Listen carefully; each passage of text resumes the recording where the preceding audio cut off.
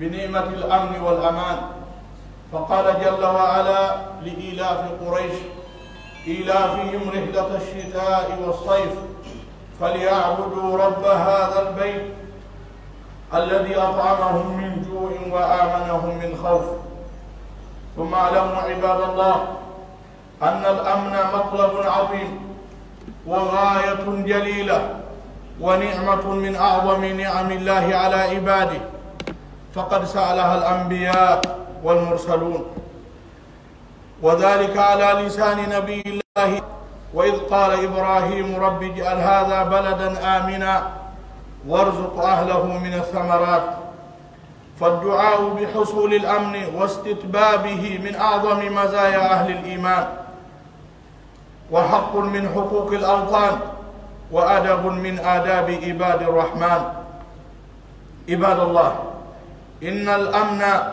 من أسباب الاستقرار والتقدم، ففقدانه يحدث الخلل على الاقتصاد والتماسك الاجتماعي، فالواجب التعاون من أجل ترسيخ الأمن والاستقرار من باب قول الله تعالى: وتعاونوا على البر والتقوى ولا تعاونوا على الإثم والعدوان. سبجول بتدب يتي الله سبحانه وتعالى إن جولي دون محمد صلى الله عليه وسلم باودum hila wasiyo hore wasiyo hulgol jomirawo subhanahu wa ta'ala, sabu kala mo Allah subhanahu wa ta'ala newnani neminiri hulgol mo hara yetti Allah subhanahu wa ta'ala, sabu mo hebali kolol jomirawo subhanahu wa ta'ala kala golleji moƴƴiɗi o waɗi ɗin hara o tangina naki jaɓanede. jomirawo subhanahu wa ta'ala o dalika deftere makko: innama yataqabbalu llahu min almuttaqin. ande ko jomirawo subhanahu wa ta'ala jaɓanta dewal ko ɓen huloɓe mo: jaalani llahu wa iyakum min ahli taqwa. yo Allah waɗa min e onon jeyaɓe huloɓe mo hakka taqwa no haniri hulirede no. aray siɓɓe julɓe kadi ko ɓuuri hawnade ngol kulol Allah ɗo ko fanda e maggol kaka wirni ɗon.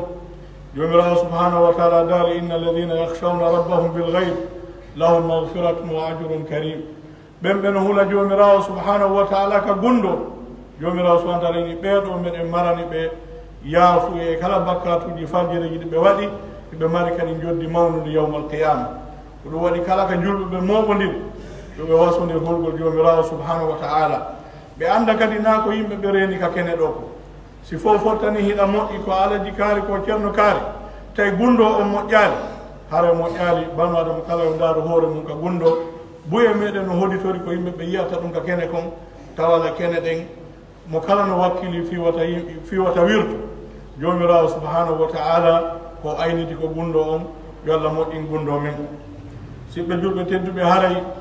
lan andintina hoore yan andintina e oɗo ɗiɗo minitaji seeɗa nema molanaɗo nemaji tawayɗi ko nema mo welsidiɗen fi muɗum. anditugol fi oɗo nema yetta jomirawo subhanahu wa ta'ala oɗo nema ɗum ɗo ko matlabun shar'i, ko hunde ɗaɓɓirande ka sharia islam, tawayde kala andituɗo ɗum ɗo tawa himo e nema mawnu. ko honɗum noon nema ko ni'matul amri wal istiqrar, ko nema ɓuttu e hoolagol, tawa a hula hay hunde tawa ka wonɗa ɗon hiɗa e hoore ɓuttu, hiɗa e hoore hoolare, a hula hay hunde goɗɗum no heɓuma. nden tori Allah subhanahu wa ta'ala yo Allah okkore en on nema. aray oɗo nema jomirawo subhanahu wa ta'ala imtanna Allahu ala quraish. jomirawo subhanahu wa ta'ala wajitiri yimɓe quraish o andintini ɓe oɗo nema, o inni ɓe li ilafi quraish ilafihim rihlata ash-shita'i was-sayf, o inni falyabudu rabba hadha al-bayt. o inni ɓe rew jooma nduɗo suudu alladhi at'amahum min ju', on ñammin ɗon ɓe immorde e heege, wa amanahum min khawf, o holni ɓe kadi immorde e kulol. awalam yaraw anna ja'alna lahum haraman amina wa yutakhattafu an-nasu min hawlihim afa bilbatili yu'minun wa bi ni'mati llahi yakfurun. jomirawo subhanahu wa ta'ala kadi andintini ɓe ayeji goo kadi ka deftere. woni e ɓe yi aali yimɓe makka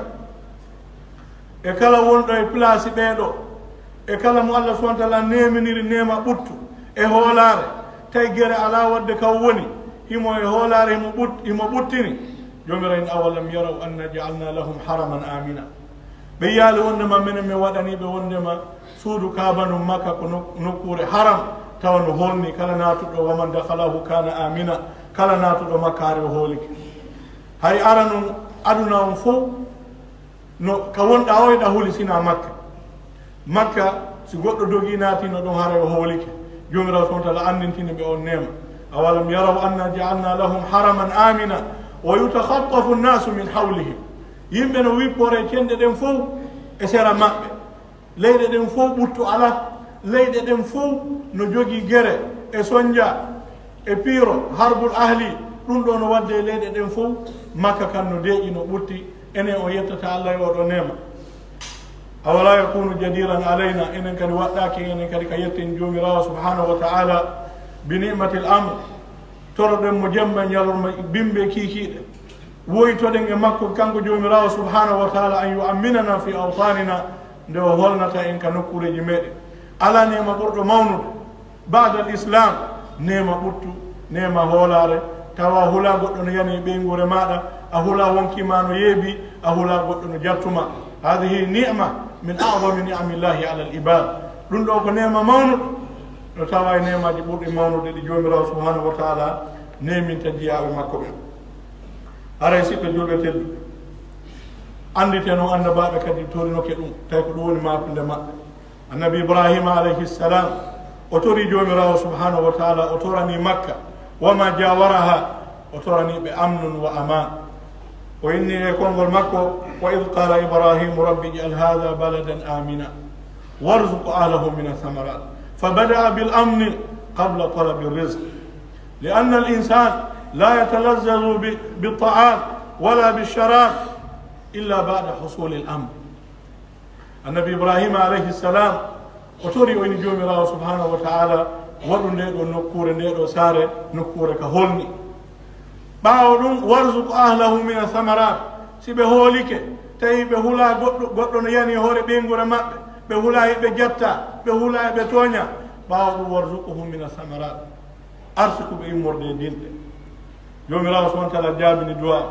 وادي مكة كنكور هولني بدعاء إبراهيم عليه السلام وادي نكور نكادي كنكور يوجد فيها رغد العيش نعمتي فصل جدين فوق يجب إليهم ثمرات كل شيء رزقا من لدنا جوم الله سبحانه وتعالى سيد دعاء جابك نعمتي جنو إترين أدنى فوق نبين دينو نكور رزقا من لدنا وأرسك إمورك آمن وكان قولي كواوي هدين توريمو يوكورين يا جند يوكورين أمن وأمان سيبجل فالدعاء بحصول الأمن واستتبابه من أعظم مزايا أهل الإيمان بين تورغول فيو بوتو هبو hande ɗum ɗo no mankani yo julɓe ɓe mum woyto ka cuuɗi muɗum yughliquna ala anfusihim albab wa yaqumuna fi thuluth al-akhir min al-layli wan-nasu niyam wa yad'una allaha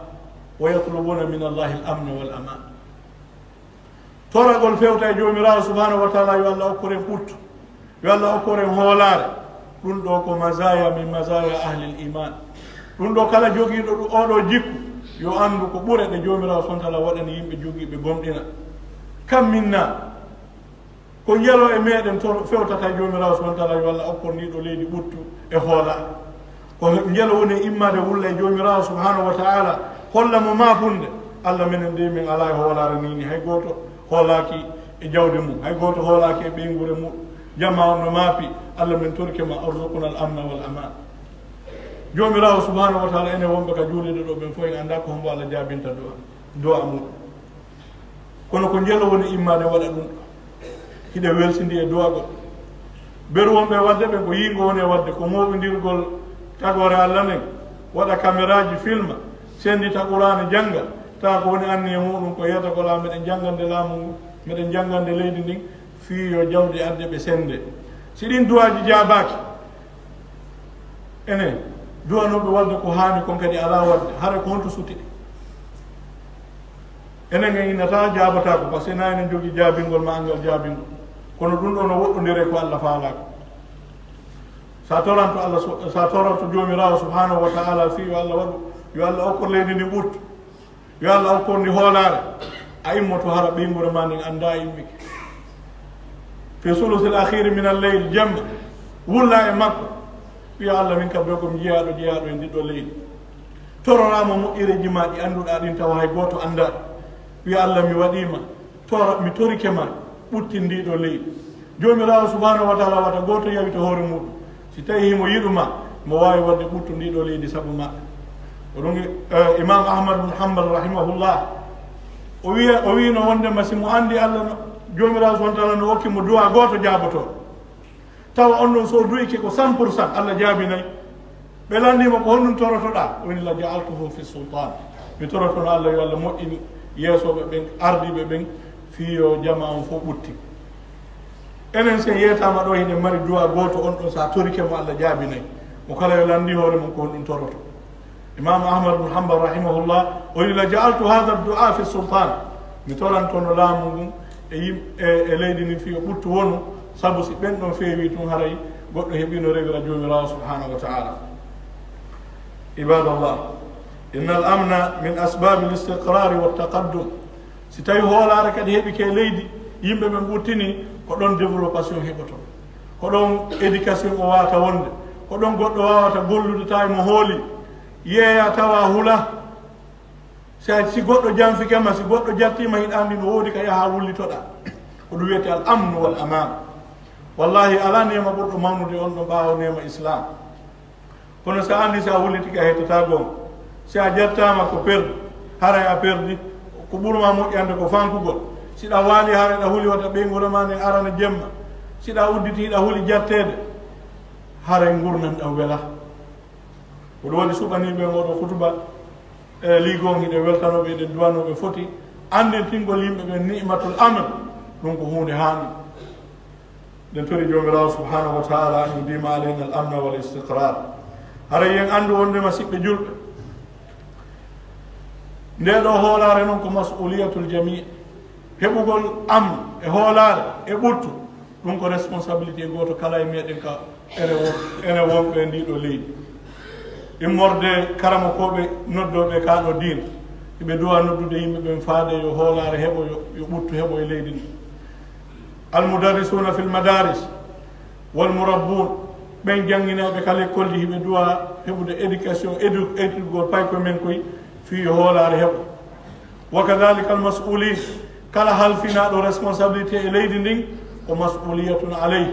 ko himo halfina sengo ka o halfina ɗum fiyo yango fiyo hoolare heɓo e leydi ndi kala dariɗo ha yeeɓi naatira e sengo makko ha leydi ndi yeeɓi responsabilité makko jomirawo subhanahu wa taala darno e mo yawmal qiyama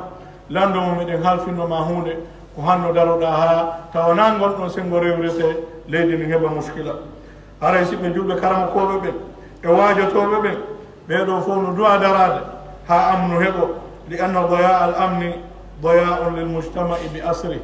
haray yen andu wondema si tawi hoolare nde majji nde ɗo yeeɓama ɗum ɗo haray yen andu wondema ko perdi wonande mujtama on fof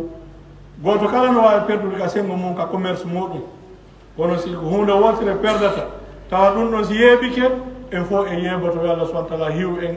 yo Allah subhanahu wa taala reenu en reena ɓeygureji meɗen ko honɗum woni ɗum ko si amnu on waɗi heeɓi halat si hoolare ala goɗɗo yahata e juulide juuli goɗɗo yahata janngugo sa nani goɗɗo no yaha golle goɗɗo no yaha jande goɗɗo no mooɓo e juulide janngama juula juma ko amnu woodi ndaare ɗe leyɗe ka guereji ɗi woodi to wallahi ɓe miyata ko yawgol juula juma aljamii fi buyutihim ɓe fof hiɓe cuuɗi maɓɓe hiɓe tolo jomirawo subhanahu wa taala wota bombore yanwi hoore maɓɓe kamɓe ɓeygure maɓɓe donc ko honɗum woni nema mawnuɗo mo tawata bada l islami ala sifa makko ko ni'matul amni wal istiqrar ibadallah aqulu qawli hada wa astaghfiru llah alazim aljalila li wa lakum fastaghfiruhu innahu huwa alghafuru rrahim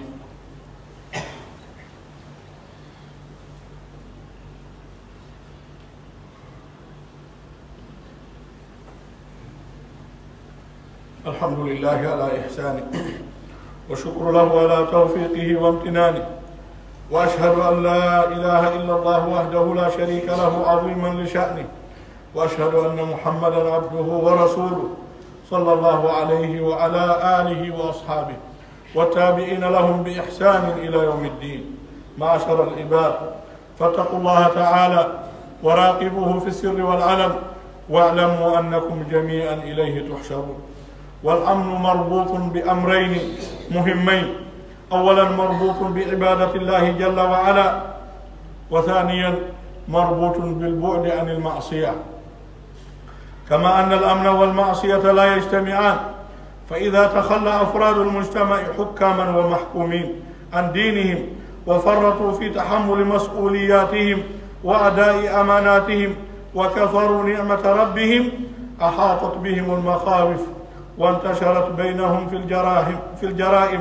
وانهدم جدار الأمن، وأضلتهم ضلال الخوف والجوع. وهذه سنة الله لا تتخلف في خلقه. قال تعالى: وضرب الله مثلا قرية كانت آمنة مطمئنة يأتيها رزقها رغدا من كل مكان فكفرت بأنعم الله فأذاقها الله لباس الجوع والخوف بما كانوا يصنعون. عباد الله، سيب جود تدو أرينو هولار هبوتاكو ستاي بيجي دي مانكي بيجي دي هولار نمكو يدين هما هبوغل بوتو هولار تواغيري على ليدي أهولا هاي هون دينكو بيجي دي يوا إمور. أولا عبادة الله وحده، وريو الجوم الله سبحانه وتعالى، كما جاء بألا بنفو ونريو بجوم الله سبحانه وتعالى، رتو دين جوم الله سبحانه وتعالى: وما أصابكم من مصيبة فبما كسبت أيديكم ويعفو عن كثير. كما ونمنيبين إلى الله، رتي بجوم الله سبحانه وتعالى، ريو بألا كانكتون لا شريك له. سنداري آية مجوم الله سبحانه وتعالى أن انتني قريش أو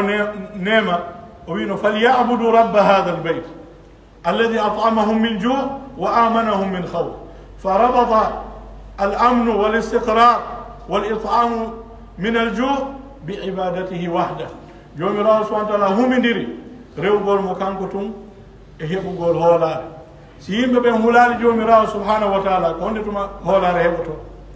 si goɗɗo andi wondema kala ko waɗi ka hoore leƴɗo ko hettayɗo ɗum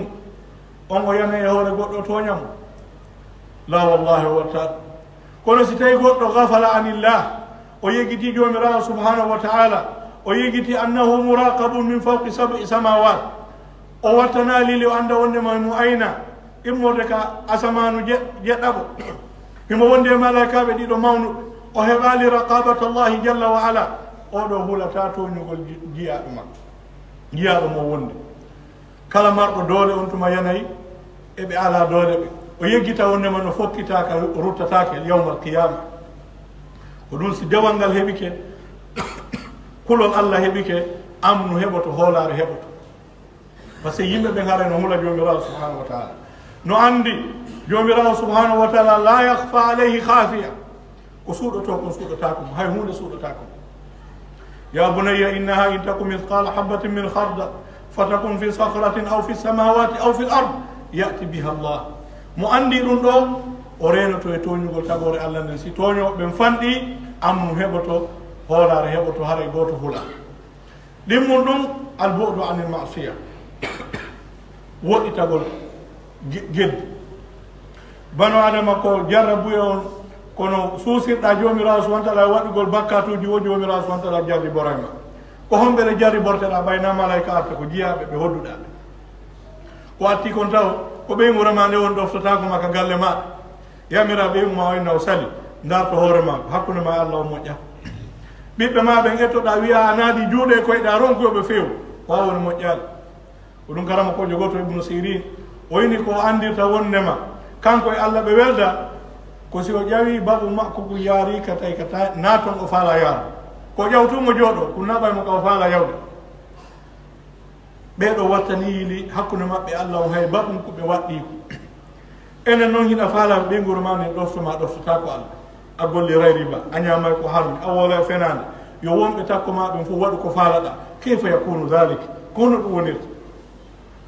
donc albu'du anil ma'asi, bano adama siɗa faala o tagore allah nen teddine ɓe yiɗama, kala yiwɗoma yahaabu hara mo teddinma iɗa jogii miri, a moƴƴinay hakkude ma e allah on fil halawat. tawa sa weddike ko hawlo jomirawo subhanahu wa taala, kala mo hawruɗa siko e biro yawda be yete tumbe teddine be nene ala jeen ko no addi on taw mo kala no faala ittande ma maɓumde mande mo kala no faala walludem taw ko yimɓe ɓe anda ha hande ɓe a yiidani ko on waɗi ɗum no woodi ka fiiluhu makum baransi ka jomirawo subhanahu wa taala toon no moƴƴi si tawi hakkude ma allah o moƴƴa kala ka yawɗa ko a raɗeteɗo ko a sonkanteɗo ko a jetteteɗo ko a ittinteɗo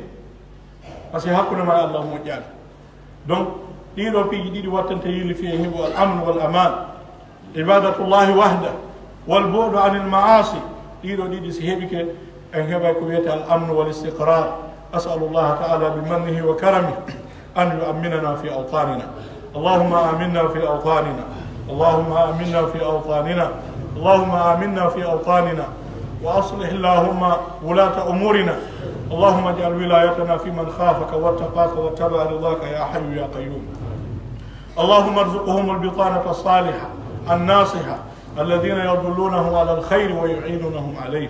وابعد عنهم بطانة السوء يا حي يا قيوم إنك على كل شيء قدير اللهم من أرادنا وأراد ديننا وأهلنا بسوء وبلادنا اللهم فأشغله في نفسه اللهم فأشغله في نفسه واجعل كيده في نهري واجعل كيده في نهري واجعل تدبيره تدميرا عليه يا قوي يا عزيز يا رب العالمين اللهم اضرب الظالمين بالظالمين وأخرجنا من بينهم سالمين مستبشرين وأخرجنا من بينهم سالمين مستبشرين اللهم ربنا آتنا من لدنك رحمة وهيئ لنا من أمرنا رشدا ربنا آتنا في الدنيا حسنة وفي الآخرة حسنة وقنا عذاب النار ربنا لا تزغ قلوبنا بعد إذ هديتنا وهب لنا من لدنك رحمة إنك أنت الوهاب اللهم ارحم لوالدينا اللهم ارحم لوالدينا وارحمهما كما ربونا صغارا اللهم من كان منهما حيا فمتعه بالصحة والعافية اللهم من كان منهما ميتا فاجعل قبره روضة من رياض الجنة واجمعنا بهما في الفردوس الأعلى نحن وجميع المسلمين وقوموا إلى صلاتكم يرحمكم الله.